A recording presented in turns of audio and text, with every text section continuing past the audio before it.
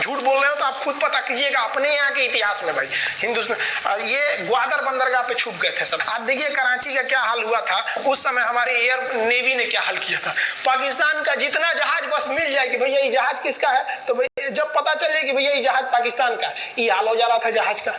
यहाँ देख लीजिए इनका पूरा ध्वस्त, भैया ऐसे मारा जाता है। हाँ अरे भाई बच्चा को बच्चा की तरह मारना चाहिए। इंडिया की नेवी ने भी हद कर दिया, बताइए इस तरह मारा जाता है। हाँ यहाँ देख लीजिए पूरा का पूरा धज्जी उड़ा दिया इन लोगों को। अरे भाई बच्चा है बिगड़ गया है तो थोड़ा सा आराम से न मारिएगा कि देख रहे हैं इस तरह से मारा पूरा पाकिस्तान के कराची बंदरगाह उड़ गया। तो पाकिस्तान का तो इधर से तो पूरा का पूरा धज्जी उड़ा दिया। अभी शुरुआत हुए युद्ध के केवल 2 दिन हुए हैं, आप दिल थाम के रखिए, अभी युद्ध लंबा चलने वाला है। 3 दिसंबर को स्टार्ट किए, 4 दिसंबर को हम लोग लोंगे वाला धो दिए, अब 5 दिसंबर को कराची। अब पाकिस्तान ने ना भारतीयों को तबाह करने के लिए भारत का सबसे खतरनाक जहाज था आईएनएस विक्रांत। आईएनएस विक्रांत को बर्बाद करने के लिए ना इसने यहां से भेज दिया आईएनएस पीएनएस गाजी को। गाजी एक पनडुब्बी थी, उसको आदेश दिया गया कि जाके मार के आओ किसको, विक्रांत को, क्योंकि अगर विक्रांत जहाज डूब जाता तो वाकई उस समय हमको युद्ध जीतने में बहुत दिक्कत आई थी। तो ये गाजी कैसे डूबा, इसको हम लोग एगो खराब जहाज से मार दिए। तो अब इधर समझते हैं कि जब उधर इतना भयानक धोए हैं तो इधर कितना बुरा धोए होंगे, इसको बारे में हम लोग समझते हैं।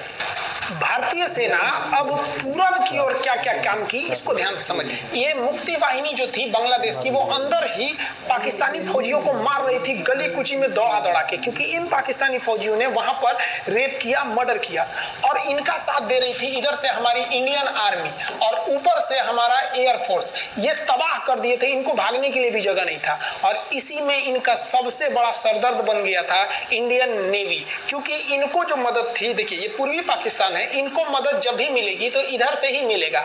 अब बताइए यहां से तो कोई जाएगा नहीं, बेवकूफ भी नहीं होगा जो इधर से मदद करने जाएगा। रास्ते में ही एयरफोर्स मार के गिरा देती थी, ट्रक वगैरह जाएगा नहीं, तो नेवी से ये इन लोग मदद देते थे। भैया यहाँ पे जो इनके फौजी लड़ रहे थे उनको खाना पीना भी खत्म हो गया था। अब इनको बर्बाद कर दिया भारत। आईएनएस विक्रांत, आईएनएस विक्रांत उस समय का बहुत बड़ा जहाज था इस साउथ एशिया के देशों का, और यहाँ से उस इतना बड़ा जहाज था कि उसके ऊपर से लड़ाकू जहाजें उड़ती थी। वो एयरफोर्स यहाँ से भी बम मारता था, मिसाइलें मारता था, ऊपर से लड़ाकू जहाज और हेलीकॉप्टर छोड़ देता था, जो ताकि मुक्ति वाहिनी को कोई दिक्कत ना आए। मुक्ति वाहिनी मारती थी और आर्मी पूरी तरह से उसने यहाँ से हमारा विक्रांत ने चटगांव बंदरगाह को तबाह कर दिया। अब बांग्लादेश का देखिएगा वर्तमान में, उस समय तो पूर्वी पाकिस्तान था, ये चटगांव उस समय पाकिस्तानी आर्मी नेवी का एक बहुत बड़ा केंद्र था। इधर हम लोगों ने उड़ा दिया कराची, इधर उड़ा दिया हम लोगों ने चटगांव। अब मुक्ति वाहिनी को कोई खास दिक्कत नहीं आ रहा था। अब पाकिस्तान ने कहा कि हर हाल में इस विक्रांत को बर्बाद करो। देखिए ये विक्रांत है, विक्रांत जहाज जो था इसपे से इसके ऊपर देखिए आपको लड़ाकू जहाजें दिखेगी। पीएनएस गाजी को क्या आदेश दिया गया था भाई कि तुमको जाना है और इस विक्रांत को बंगाल की खाड़ी में जाने के बाद इसी में डुबा देना है। अब पाकिस्तान वालों का इतना दिन तो अच्छा था नहीं, भारतीय खुफिया एजेंसी को पता चल गया कि पाकिस्तान की पनडुब्बी वो समुद्र के अंदर अंदर चलती है, उसको साइलेंट किलर कहा जाता है। पाकिस्तान की पनडुब्बी चल दी है पश्चिमी पाकिस्तान से बंगाल की खाड़ी की ओर, ये अरब सागर से बंगाल की खाड़ी की ओर चल दिया।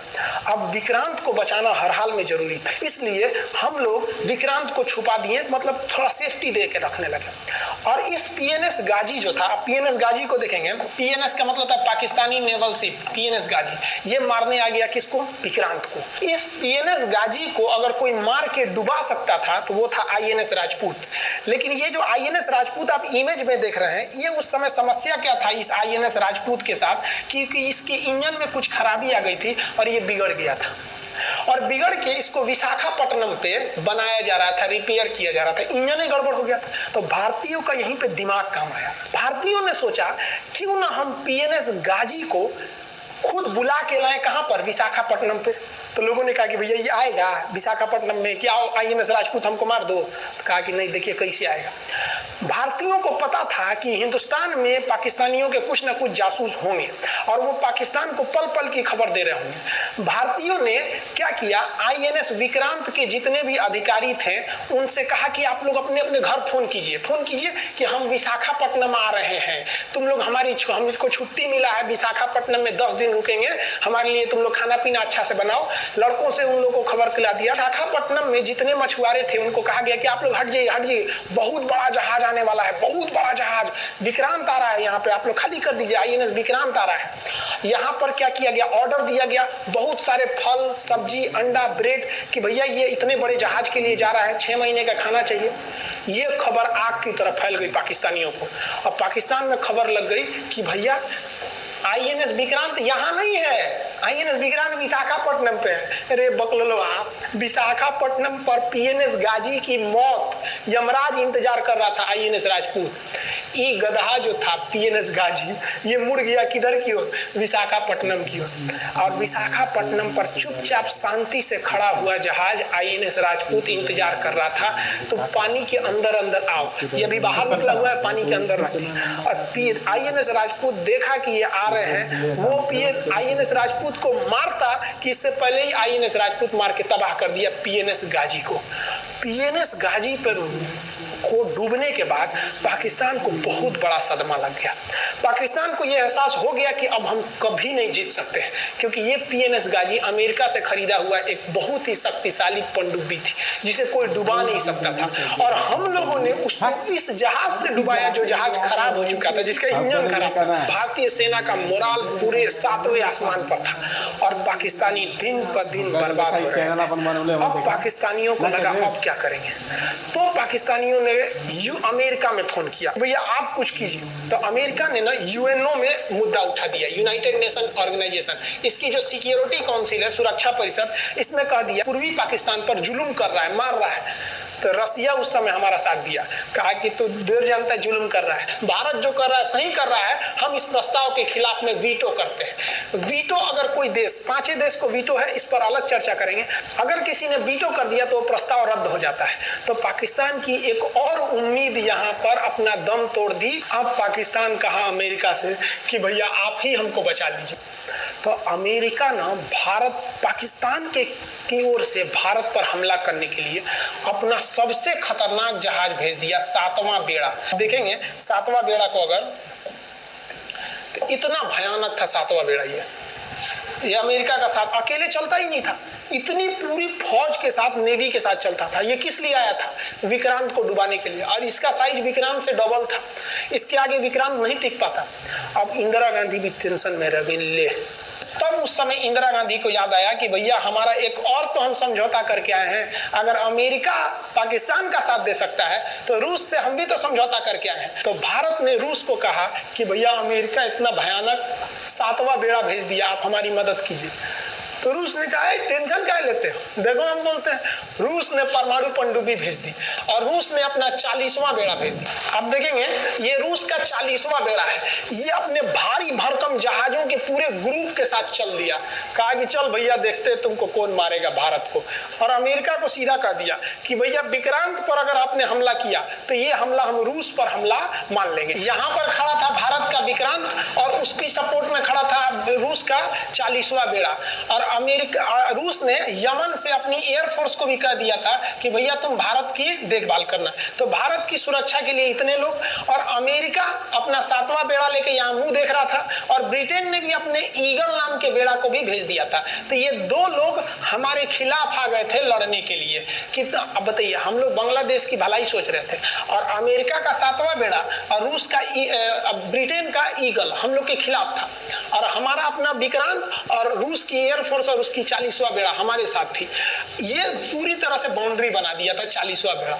40वां बेड़ा का कहना था कि भैया हमारे जहाज पर ऑटोमेटिक मिसाइल लगी है, तुम अगर इधर आओगे तो हम मार देंगे तुमको ऐसे ही। रूस ने अपनी सारी पनडुब्बियों को ऊपर उठा दिया, समुद्र के ऊपर, ताकि सैटेलाइट से और दूसरी निगरानी से देखा जा सके, और यही हुआ भी। वो लोग रूस के इतने खतरनाक जहाजों के ग्रुप को देखकर घबरा गए, इतना घबरा गए कि ब्रिटेन ने कहा था we are too late. Britain का ईगल बेड़ा अमेरिका के 7वां बेड़ा से कह रहा है कि उधर मत जो, बहुत देर हो गया है, वो पहले पहुंच गया रूस, अब मारेगा वहीं तबाह हो जाओगे यहाँ पे। तो 7वां बेड़ा ने धमकी दिया कि हमारे जहाज में परमाणु बम लदे हुए हैं।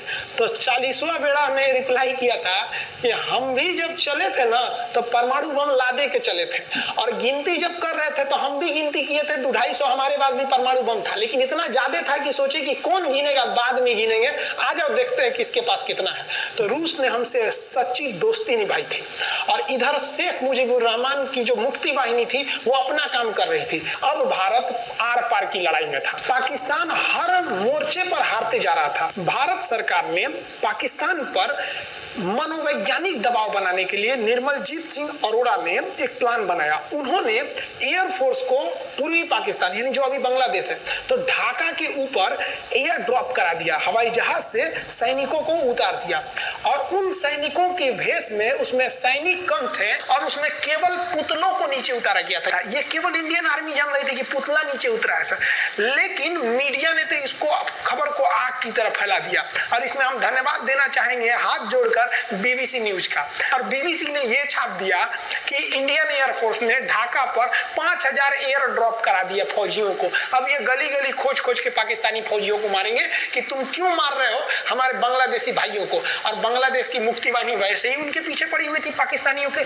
अब पाकिस्तानियों का पूरा मनोबल टूट गया, पाकिस्तानी गली गली छुप गए सब। सोचिए ये पुतला से डर जा रहे थे सब, रियलिटी में ये फौजी नहीं थे, ये पुतला गिराया गया था एयर ड्रॉप करके। अब वो लोग डर के मारे भाग गए यहाँ पर। अब एयर